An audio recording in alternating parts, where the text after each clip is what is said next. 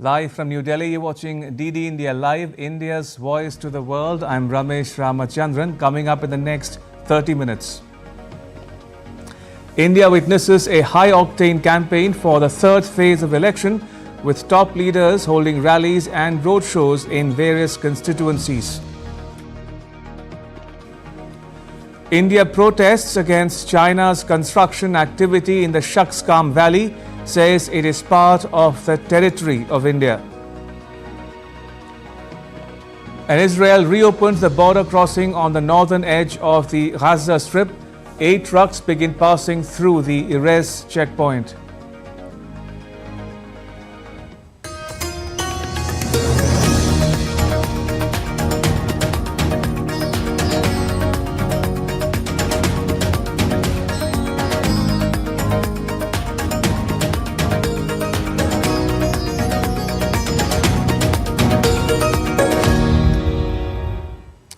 All right, first up, let's get you the latest on the world's largest democratic election in India.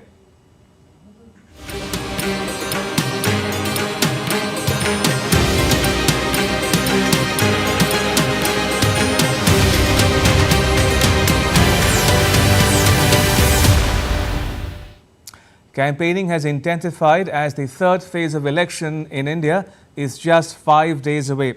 Candidates are leaving no stone unturned to appeal the voters to come out in large numbers and exercise their franchise. Prime Minister Narendra Modi addressed a rally at Surendranagar and Junagadh in the western state of Gujarat.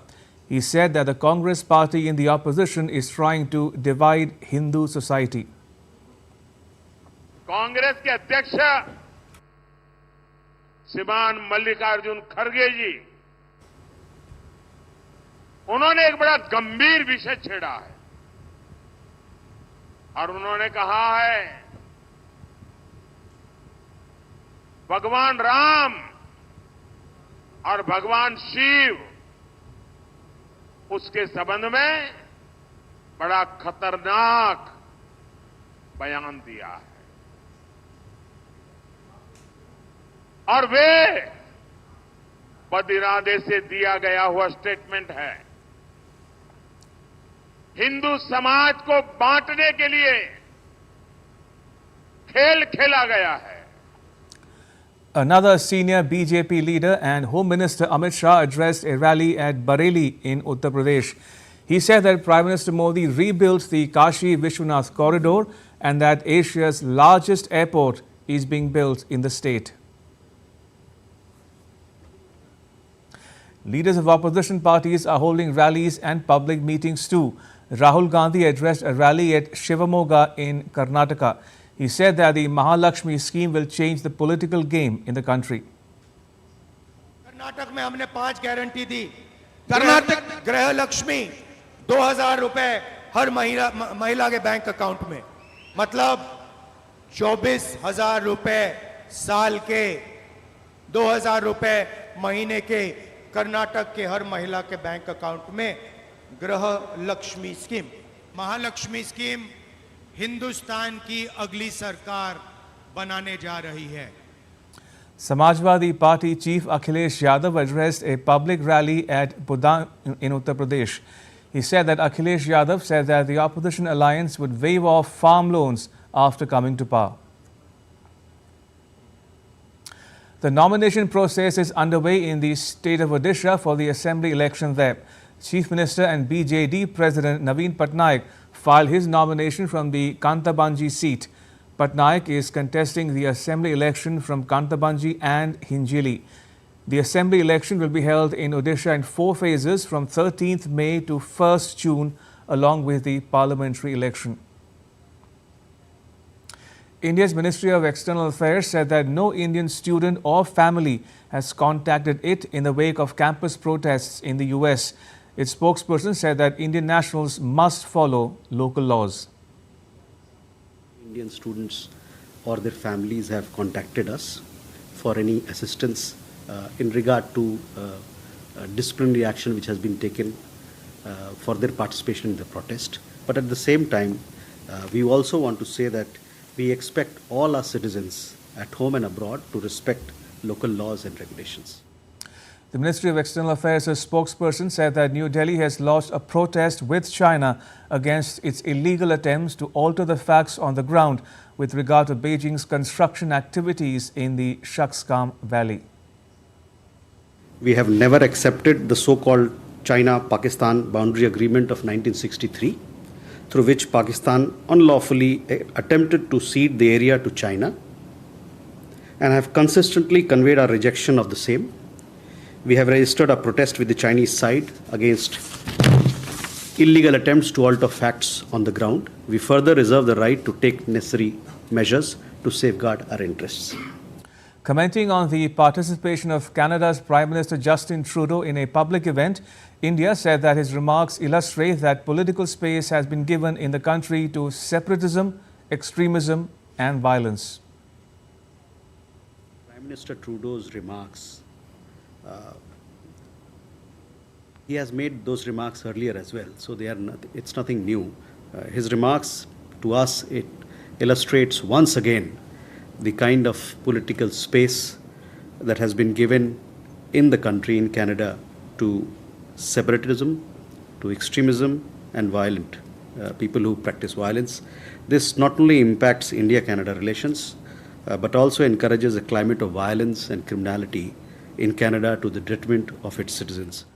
Now, speaking about a report published by the U.S. Commission on International Religious Freedom, India said that the panel is known as a biased organization with a political agenda. The spokesperson said that it continues to publish propaganda on India, masquerading as part of an annual report. Is known as a biased organization with a political agenda. They continue to publish their propaganda on India, masquerading as part of an annual report. We really have no expectation that USCIRF will even seek to understand India's diverse, pluralistic and democratic ethos. Their efforts to interfere in the largest electoral exercise of the world will never succeed. Right, moving on, aid reached Jabalia in Gaza on Wednesday after Israel reopened the Soul crossing on the northern edge of the Strip, which is known as the Erez checkpoint. This crossing was destroyed during the Hamas attacks on 7th October. Reopening the Erez crossing has been one of the main pleas of international aid agencies for months now. The crossing was reopened the day the U.S. Secretary of State Antony Blinken visited Israel and called on Israel's Prime Minister Benjamin Netanyahu, though the announcement was made last month.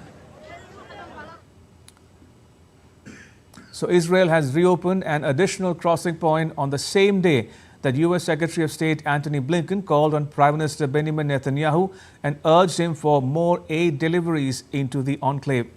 Blinken, along with Israel's Defense Minister Yoav Gallant, visited the Kerem Shalom crossing, where he told journalists that progress on improving humanitarian access to Gaza was real, but it needed to be accelerated.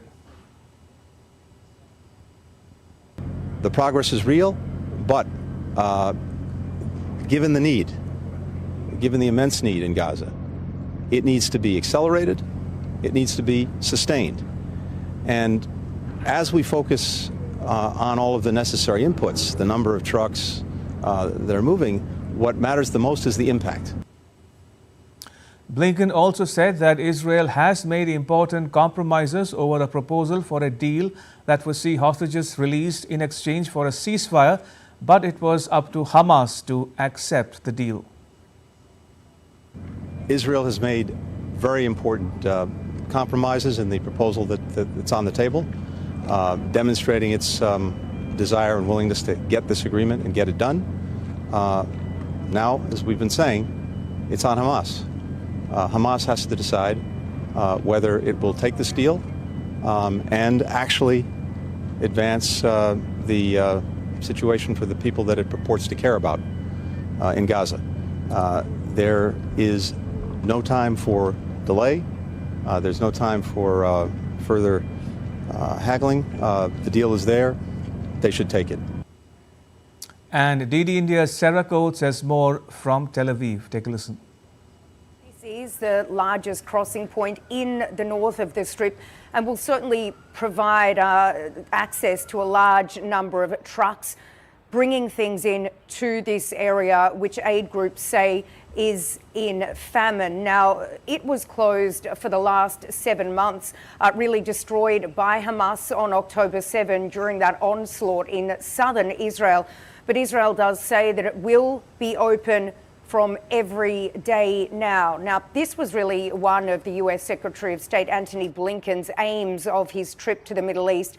And what we've been hearing from the United States these past few months is that Israel must provide more aid into the Gaza Strip. And this, of course, comes amid these famine warnings that we've been hearing from the United Nations, that famine is due to set in this month. Now, just to expand on these aid deliveries a little bit more, the Pentagon has this morning come out to say that this floating pier that the United States is constructing off the coast of Gaza, that it is now 50% complete and is expected to be ready in the coming days. We do understand that the pier is actually done and that the causeway is now being worked on. So this will certainly bring a lot of relief to these people in Gaza, with aid groups saying that currently only around 200 trucks have been entering the enclave on a daily basis, and this is certainly far down from the 500 or so trucks that were going into Gaza pre-war.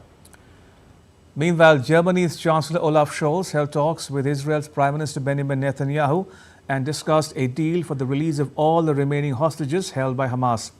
They spoke about a possible ceasefire and more aid for the people in Gaza.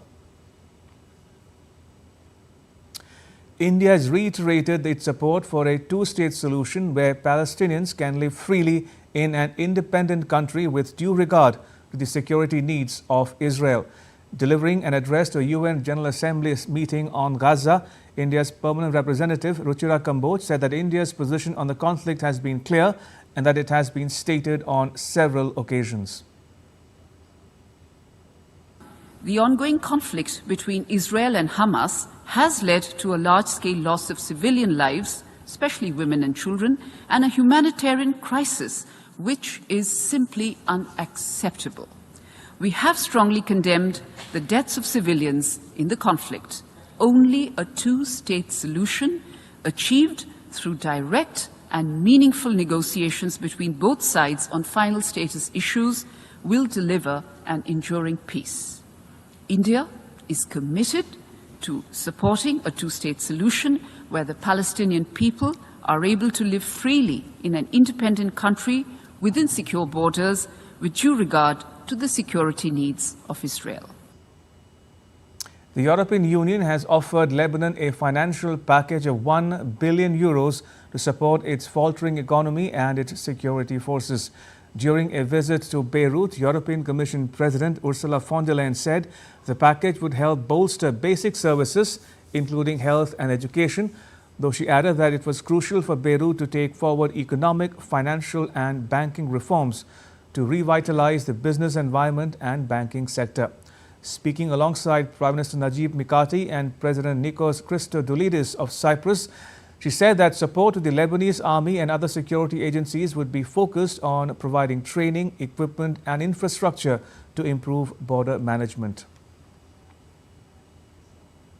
Still to come on DD India Live.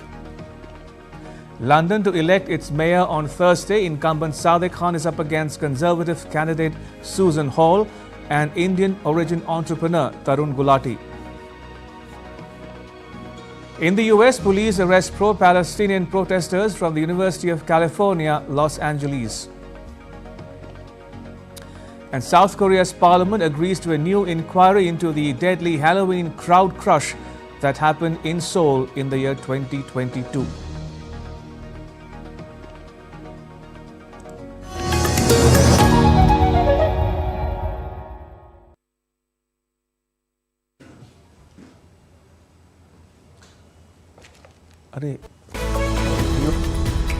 We just don't bring you the news as it unfolds. We get to the heart of the matter. We don't just present facts, we demystify complex social, political and economic events. We break stories that shape the world's present and future because you deserve the truth. I am Tanvi Taneja from New Delhi. I'm Ollie Barrett from London. I'm Nick Harper from Washington, D.C. Join us on DD India Global Monday to Friday at these times.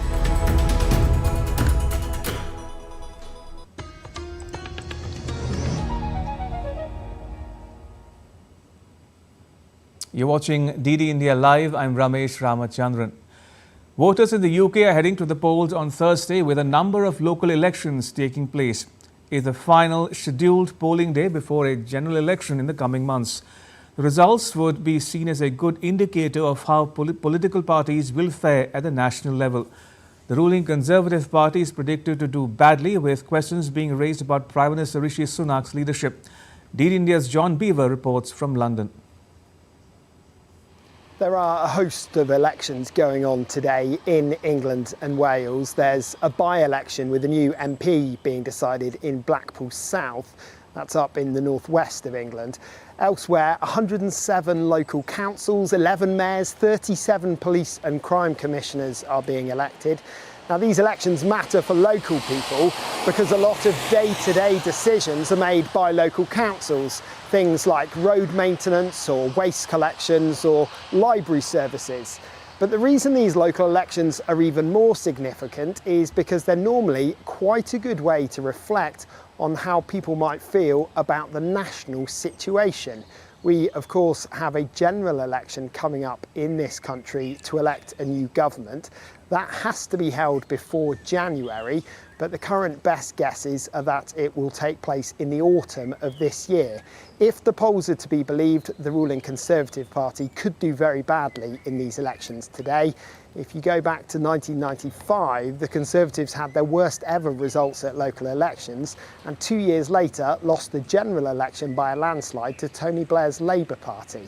If things go very badly, some think there could be calls for a no confidence vote and a leadership challenge to try and replace Prime Minister Rishi Sunak.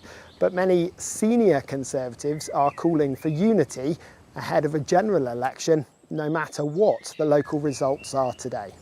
John Beaver in Bristol, reporting for DD India. And staying in Europe, Russia responded to a US allegation that the Kremlin used chemical weapons against Ukraine in violation of the Chemical Weapons Convention. On Wednesday, Washington, D.C. accused Moscow of using chloropicrin, a choking agent, on Ukraine's military and using riot control agents as a method of warfare. The Kremlin called the allegations groundless. Its spokesperson said Russia remains bound by its obligations under the Chemical Weapons Treaty. We have seen the news about it. As usual, these announcements are groundless. Russia was and remains committed to its obligation in respect to international law in the sphere mentioned. Switzerland is set to organize a summit on peace in Ukraine at the Bergenstock Resort on 15th and 16th June, aiming to develop a common understanding of a path towards a just and lasting peace in Ukraine. Switzerland's Federal Department of Foreign Affairs in a statement announced that the summit will be a basis for a peace process amid the Russia-Ukraine conflict. Switzerland has invited more than 160 delegations to the summit on peace in Ukraine. Swiss President announced the summit date on and extended her invitation to the global leaders to join the summit. A Russian ballistic missile struck a postal depot in Ukraine's Odessa on Wednesday. The attack marked the third missile strike on the city in 3 consecutive days. 14 people were injured in the attack, 13 of whom received assistance on the spot, and 1 was hospitalized. Meanwhile, Russia's defense ministry claimed that its forces had taken control of the settlement of Berdichi in eastern Ukraine. Jordan's King Abdullah II held talks with Italy's Prime Minister Giorgia Meloni in Rome. Meloni expressed a strong appreciation of the crucial role played by Jordan in West Asia. She reiterated Italy's commitment to providing aid to the civilian population of Gaza in cooperation with Jordan. Earlier in the day, the Jordanian king met Italy's President Sergio Mattarella. During his visit to Rome, the king was due to call on Pope Francis at the Vatican.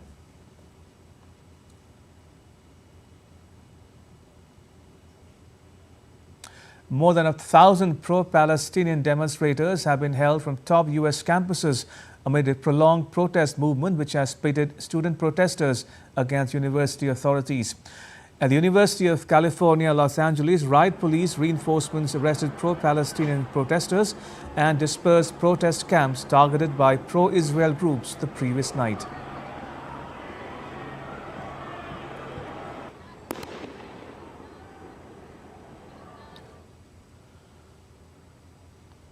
As campus protests escalate, US President Joe Biden faces the delicate task of condemning anti-Semitism and supporting young Americans' right to protest while aiming to minimize any long-term political fallout.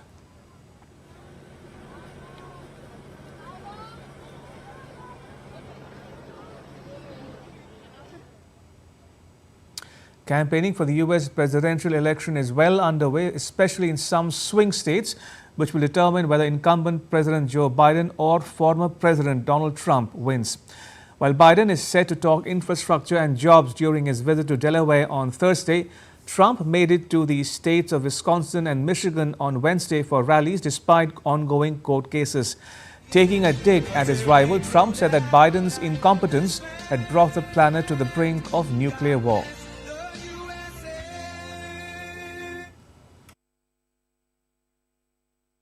Biden's weakness has led the planet to the edge of nuclear war. I will bring the world glorious new peace, and I will make the following statement.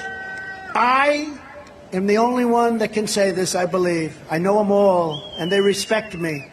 They don't respect our country anymore. It's a country that's in decline. But they respect me, and we're going to have it back very soon. We're going to have a great country very soon. But I'll say this. I will prevent World War III. I'm the only one that's going to do it. South Korea's parliament approved a bill to launch a fresh inquiry into the Halloween crowd crush that happened in Seoul's Itaewon district. A committee made on the recommendations of the two political parties will investigate the incident. The Halloween crowd crush in Seoul's Itaewon district in the year 2022 killed 160 people. A police investigation published early last year concluded that the lack of preparation and an inadequate response were the main factors behind the deadly crush.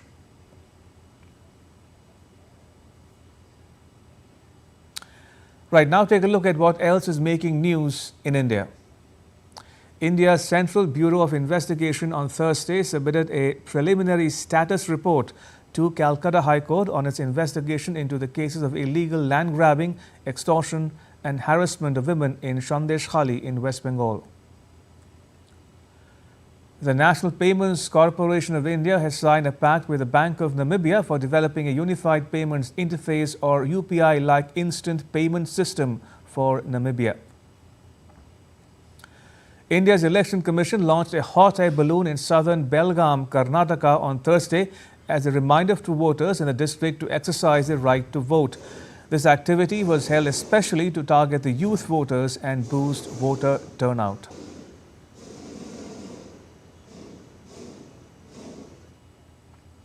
Legendary filmmaker Satyajit Ray revolutionized Indian cinema. Born on 2nd May 1921 in the then Calcutta, Ray was a man of many talents. Ray's debut film, Pather Panchali, is a masterpiece and still inspires filmmakers worldwide. Bestowed with the Bharat Ratna, India's highest civilian honor, Ray is also the first Indian to receive an honorary Oscar in the year 1992.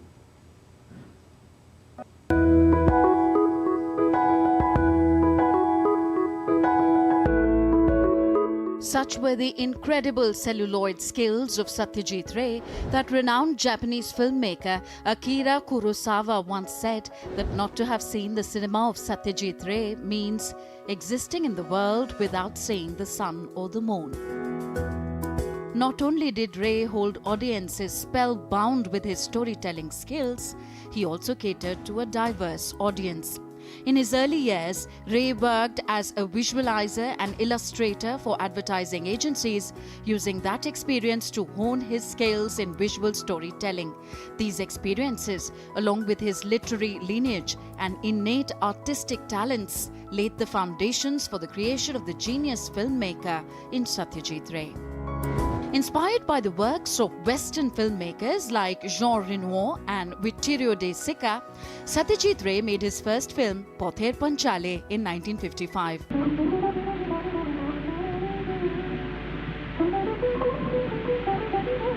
Pather Panchali went on to define Indian cinema and won 11 international awards, including the Best Human Document Award at the 1956 Cannes Film Festival.